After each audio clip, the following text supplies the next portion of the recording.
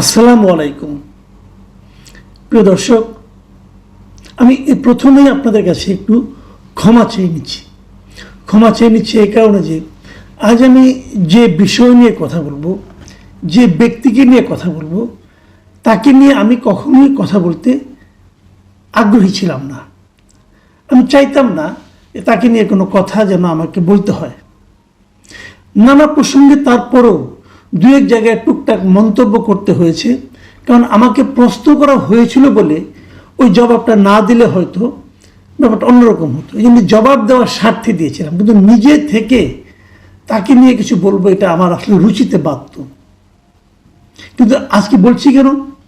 আজকে বলছি এই কারণে, সে একটা আমাদের জাতীয় নিরাপত্তাজনিত অস্থিরতার কারণ হয়ে প্রায় দাঁড়িয়েছিল। ঘটনাটা কি? ঘটনাটা হলো কালকে শেষ রাতের দিকে, গত রাতে ভোর রাত 4টার দিকে এই ভদ্রলোক প্যারিসে থাকেন, জানেন তাকে আপনারা সবাই, মিস্টার পিনাকি ভট্টাচার্য। উনি আমাকে নিয়ে বেশ কয়েকবার বিষোদ্গার করেছিলেন। একবার আমাকে চ্যালেঞ্জ করেছিলেন যে একটা বিষয়ে আমাকে মাপ চাইতে হবে, 7 দিনের মধ্যে মাপ না চাইলে উনি আমাকে প্রত্যাঘাত করবেন। তো আমি 7 দিনের মধ্যে মাপ চাওয়ার তো কোনো প্রশ্নই ওঠে না। উনি কি প্রত্যাঘাত করেছেন আমি এখন টের পাইনি। তার প্রত্যাঘাতের কি জোর ছিল। তো বুঝেছিলাম যে খালি সে বাজে বেশি, ওই দূরে বসে বসে ঘেউ ঘেউ করা যায়, কোনো ব্যাপার না। তারপরে দেখলাম কিছুদিন পরে উনি আমাকে একটা উকিল নোটিশ পাঠিয়েছিলেন। এটা আপনাদেরকে কখনো শেয়ার করা হয় নাই, আজকে এই সুযোগে শেয়ার করছি। উনি আমাকে একটা উকিল নোটিশ পাঠিয়েছিলেন যে ওনার নাকি মানহানি হয়েছে আমার কারণে, এবং সেই উকিল নোটিশ ধানমন্ডির একটা ল ফার্ম থেকে এসেছিল। তো আমি দেখেছি, কী করবো, আমি রেখে দিয়েছি যে আমার কারণে তার মান সম্মান হানি হয়। এবং আমি আবার ভাবতেও বসলাম ওনার মান সম্মান আছে নাকি যে হানি হবে। যে মানে মান সম্মান হানি হয়েছিল। পরে আবার ওখান থেকে ওই ল ফার্ম থেকে একজন আমাকে একটা ফোন করেছিল যে আপনাকে একটা উকিল নোটিশ পাঠানো হয়েছে, আপনি কি পেয়েছেন? আমি কি পেয়েছি। তারপরে একটা জবাব দিয়ে আমাকে ওটা ফেলে রেখেছি, আমার যে ওয়েস্ট পেপার বক্স সেখানে ফেলে দিয়েছি। তো উনি তাড়াতাড়ি ফোন রেখে দিয়েছিলেন। তারপরে কী হয়েছে আমি এখনও জানি না, ওনার মান সম্মান ফিরে পেয়েছেন কিনা তাও বলতে পারবো না। যাই হোক, এগুলো অন্য আলাপ, ওই আলাপে যাচ্ছি না।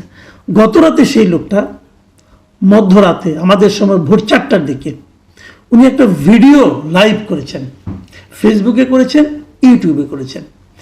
ভিডিওটার লেন্থ হলো 1 মিনিট 13 সেকেন্ড। সেখানে উনি কী বলেছেন আমি ভিডিওটা দেখাতে পারতাম, কিন্তু নর্মালি আমি আমার ভিডিওতে অন্য করে ভিডিও দেখাই না, এবারও দেখাচ্ছি না। আমি বরং আপনাকে পুরো ভিডিওটা পড়ে শোনাই। আমি পুরো ভিডিওটা নিজেই ট্রান্সক্রিপ্ট করেছি। উনি লিখেছেন, উনি বলেছেন, প্রিয় দেশবাসী, আসসালামু আলাইকুম। আজকে সেনাবাহিনীর 46 ব্রিগেডে এক ধরনের অস্বাভাবিক মুভমেন্ট লক্ষ্য করা গেছে। আশঙ্কা করা হচ্ছে সেনাবাহিনীর একাংশ থেকে একটা প্রচেষ্টা চলছে। আমি সেনাবাহিনীর জুনিয়র অফিসার ও সৈনিকদেরকে এই প্রচেষ্টা রুখে দেওয়ার আহ্বান জানাই। দেশবাসীকে এখনই রাজপথে নেমে আসার আহ্বান জানাই। সকল ছাত্রাবাস, ছাত্র নিবাস থেকে মিছিল নিয়ে রাজপথে আসুন। এই রাতেই জনতা আপনাদের সাথে যোগ দেবে। আমরা ওদের দেখিয়ে দিতে চাই আমরা জেগে আছি, বিপ্লব জিন্দা আছে। প্রয়োজনে রাজপথে ইস্তাম্বুলের মতো শুয়ে পড়ে ট্যাঙ্ক আর আর্মার্ড ভেহিকেলের প্রতিরোধ করবেন। মাদ্রাসা থেকে নেমে আসুন আমার ভাইয়েরা সকলে, আজ রাতেই এটা আমাদের বাঁচার লড়াই। হাসিনার খুনে বাহিনীকে যারা বাঁচাতে চায়, যারা আবার দেশটাকে ভারতের তাবেদার বানাতে চায়, তাদের রুখে দিয়ে আমরা আমাদের স্বাধীনতা সার্বভৌমত্ব রক্ষা করব ইনশাল্লাহ। এখনই নামুন রাজপথে। এই রাজপথেই মুক্তি, এই রাজপথেই জীবন। প্রয়োজনে আবারও দেব 1 নদী রক্ত, কিন্তু বিপ্লবকে ধ্বংস হতে দেব না। ইনকিলাব জিন্দাবাদ। ভাই, আমার কণ্ঠস্বর খুব খারাপ, ওনার মতো কিন্তু বলা সম্ভব না। উনি ভরাট গলায় বলেছেন এবং মনে হয়েছিল যেন উনি একটা দেশ নায়ক এবং বিপ্লবের জন্মদাতা উনি, এরকম ওনার ভাবভঙ্গি থেকে মনে হচ্ছে। যেরকম আমরা শুনেছিলাম 7ই মার্চের ভাষণ, জলদ গম্ভীর কণ্ঠে শেখ মুজিবের ভাষণ, যেরকম আমরা শুনেছিলাম জিয়াউর রহমানের বেতারে স্বাধীনতার ঘোষণা, ওরকম ওনার ভাষণ, একটা অথরিটি নিয়ে উনি এই ভাষণটা দিয়েছেন। নেট রেজাল্টটা কি? কেন ওটা দিয়েছেন? কি হয়েছে এতে? আসলে কি 46 ব্রিগেডে কিছু হয়েছে? কেউ বলতে পারে না। 47 ব্রিগেড তো ভাই খুব দূর নেই, দেশের মধ্যেই। ওখানে অনেক সেনাবাহিনী বিভিন্ন র্যাঙ্কের লোকজন তো আছে, আমাদের কিছু পরিচিত বন্ধু বান্ধব আছে। আমি কিন্তু জানার চেষ্টা করেছিলাম ভাই কি হয়েছে, কিছুই না, সবাই শান্তি মতো ঘুমিয়েছে রাতেবেলা, কোনো ঝামেলা তো হয়নি। তো উনি ফ্রান্সে বসে, ফ্রান্সের প্যারিসে বসে কোথায় পেলেন এই ঘটনা, কোথায় পেলেন? শরাব টরাব পান করে বোধহয় মাথা খারাপ হয়ে গেছিল, কাজে এগুলি বলতে গেছেন। কিন্তু সেটা ব্যাপার না, উনি কি বলছেন, উনি কত বড় পাগল এটা প্রমাণ করে কিন্তু আমার ব্যাপার না, ওটা নিয়ে মাথাও ঘামাই না। যার যত ইচ্ছা খাবে, যার যত ইচ্ছা পান করবে, তার ব্যাপার। আমার কথাটা হলো, উনার এই কথায় যদি দেশের কিছু লোক বিশ্বাস করত, কিছু লোক সাড়া দিত, তাহলে দেশে কি হতো ভাবুন তো একবার, একবার ভাবুন। এই লোকগুলিকে রাজপথে নামতে বলা হচ্ছে, মাদ্রাসা স্টুডেন্টদেরকে রাস্তায় নামতে বলা হচ্ছে, ছাত্রাবাসের ছেলে মেয়েদেরকে রাস্তায় নামতে বলা হচ্ছে। তারা নেমে যখন তারা একটা প্রতিরোধ, একটা কুর প্রতিরোধ করতে যাইতো, তখন রাস্তা তারা কী করতো, ভাঙচুর করতো, আগুন দিত। আমি আমাদের দেশের মাদ্রাসা স্টুডেন্ট, স্কুল কলেজের স্টুডেন্ট সকলকে ধন্যবাদ জানাই যে আপনাদের বোধ বুদ্ধি এই পাগলের মতো নয়। আপনারা বুঝতে পেরেছেন যে এই নামাটা হবে একটা হাস্যকর কাজ। সে কিন্তু খুব সিরিয়াস ভঙ্গিতে বলেছেন, এবং কেবল বলেনি, উনি আবার একটা পোস্ট আকারে লিখে ওনার ফেসবুকে দিয়েছেন। কি বলেছেন ভাবুন একটা কথা। এক নম্বর হলো, উনি সেনাবাহিনীর অফিসারদের, সিনিয়র অফিসারদের বিরুদ্ধে জুনিয়র অফিসার এবং সৈনিকদেরকে উস্কে দিয়েছেন যে তোমরা মাঠে নামো। যদি তার কথা কেউ শুনতো, যদি এমন হতো একটা জুনিয়র অফিসার নামলেন রাস্তা রাতের বেলা, দেখা হলো কোনো সিনিয়র অফিসারের সঙ্গে, হয়তো তাকে মেরে দিতে পারতেন। আবার ধরেন যদি তার কথা শুনে ছাত্র নেমে আসতো, কি হতো? এবং তারপর আবার কি বিপ্লব জিন্দা আছে, ভাই বিপ্লবটা কোথায়, কিসের বিপ্লব? আমরা যে গণ অভ্যুত্থান করেছিলাম এই দেশের মানুষ, আপামর জনসাধারণ, সেই গণ অভ্যুত্থানের পিনাকে আপনি ছিলেন না, আপনি দেশে ছিলেন না, ওখানে বসে বসে জ্ঞান দিচ্ছেন। দূরের থেকে অনেক সুন্দর মনে হয় সবকিছু, আসেন না কাছে, 1 বছর উপর হয়ে গেল, দেশে আসেন না কেন? কারণ আপনি ফ্রান্সের প্যারিসের আরাম ত্যাগ করে এই দেশে আসতে পারছেন না। ওখানে যত সহজে আপনারা পানীয় পাচ্ছেন, ওই পানীয় এখানে পাওয়াটা আপনার জন্য কঠিন হয়ে যাবে। মোদ্দা কথা ওইটা, ওখানে আপনি যে জীবনযাপন করেন সেটা ত্যাগ করে আপনি এখানে আসতে পারবেন না। আপনি উস্কাচ্ছেন কেন? দুটো কারণ উস্কাচ্ছেন। আপনি দেশের সবসময় একটা ঝামেলা লাগিয়ে রাখতে চান, আর তার উপর আপনি আপনার এই সোশ্যাল মিডিয়া থেকে যে বিপুল ইনকাম করেন, সেই ইনকামটা আপনার নষ্ট হয়ে যাবে দেশে আসলে পরে। ইনকামের পরিমাণটা কোনো ধারণা করতে পারেন? আমি এই দেশের মানুষকে বলছি, আপনারা কি জানেন ওনার ইনকামটা কত? আমি আপনাদের একটা দেখাই, আপনি কিন্তু ইউটিউবে গেলে পরে যে কারো ইনকাম দেখতে পারবেন, ওখানে গেলেই ওরা দেখায় দেয় তার অ্যাপ্রক্সিমেট ইনকামটা কত। এই ভদ্রলোকের মান্থলি অ্যাপ্রক্সিমেট ইনকাম হলো $44,000 মিনিমাম। তার মিনিমাম ইনকাম হচ্ছে আমাদের টাকার 50 লাখ টাকা কেবল এই ইউটিউব থেকে। আমাকে আপনাকে এই সময় ডুগডুগি বাজায়া আপনাদের মতো মানুষ তার উপর ঝাঁপিয়ে পড়ছে।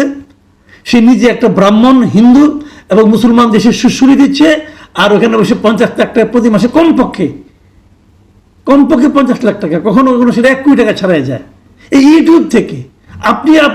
আমি দেখি বলে, আর সেখানে আনন্দে ফুর্তিতে আছেন, আর আমাদের দেখে হাসে, দেখ কতগুলি মূর্খরে কেমন করে নাচাচ্ছি।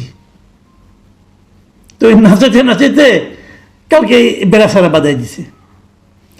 একটা কথা মাথায় রাখুন আপনারা, আমি আবারও বলি, এই লোকটার মূল লক্ষ্য হলো বাংলাদেশকে অস্থিতিশীল করে তোলা।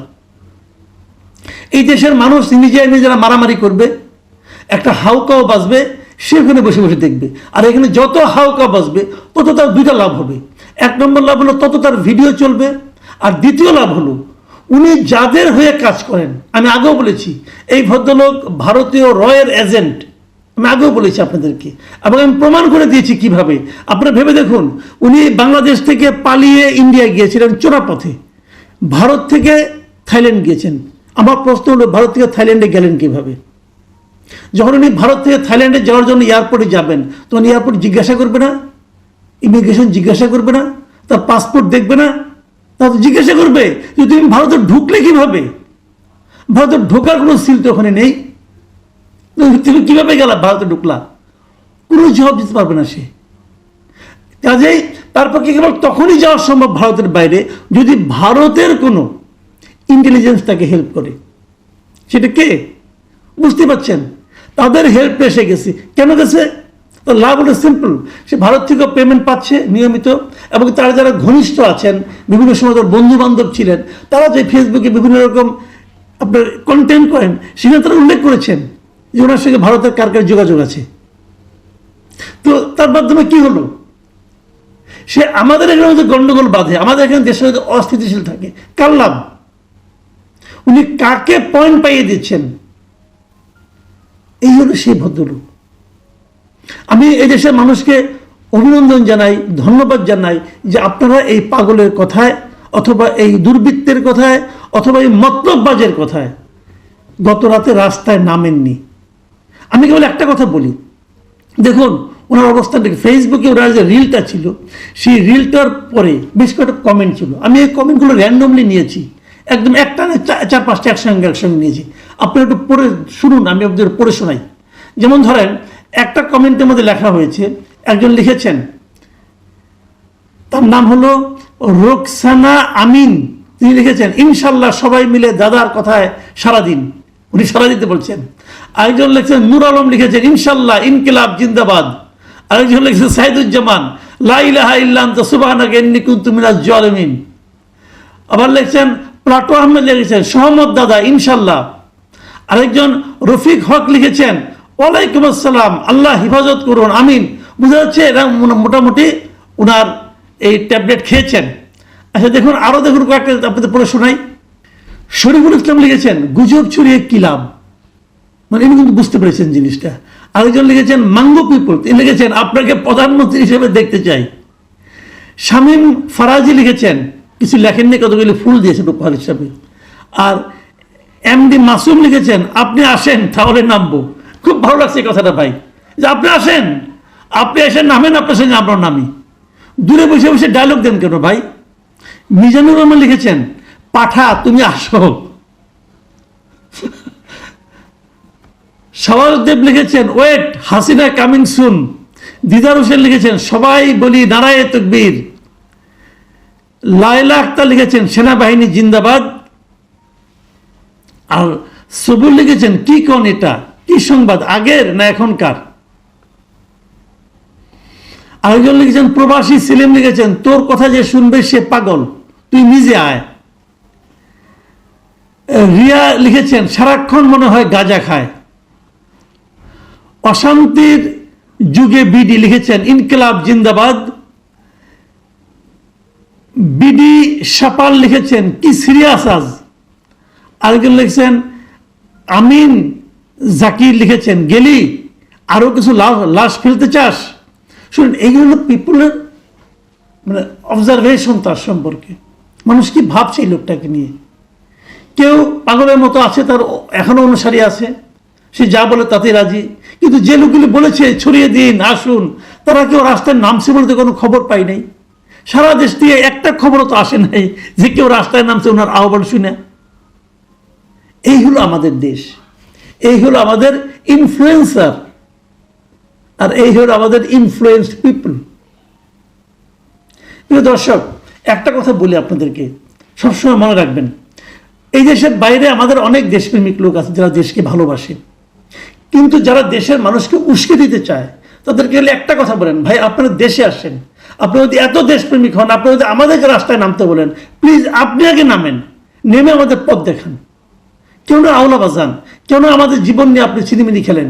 আপনি যখন আরামে আছেন আসেন, এভাবে হয় না। প্রিয় দর্শক, একটা ছোট্ট হাস্যরসের কথা বলে শেষ করি। আমার সেনাবাহিনীতে কিছু লোকজন তো বন্ধু বান্ধব আছে, থাকতেই পারে, এই দেশ ছোট্ট দেশ, আত্মীয়স্বজন তো অনেকেই আছে। আমি একজনকে জিজ্ঞাসা করেছিলাম, ভাই আপনাদের এই যে এই লোক রাতেবেলা এত কিছু বললো, আপনারা শুনেন নাই? ওই কেউ আসুন, ওর কাছে আমরা ক্ষতিপূরণ চাইব। কি ক্ষতিপূরণ?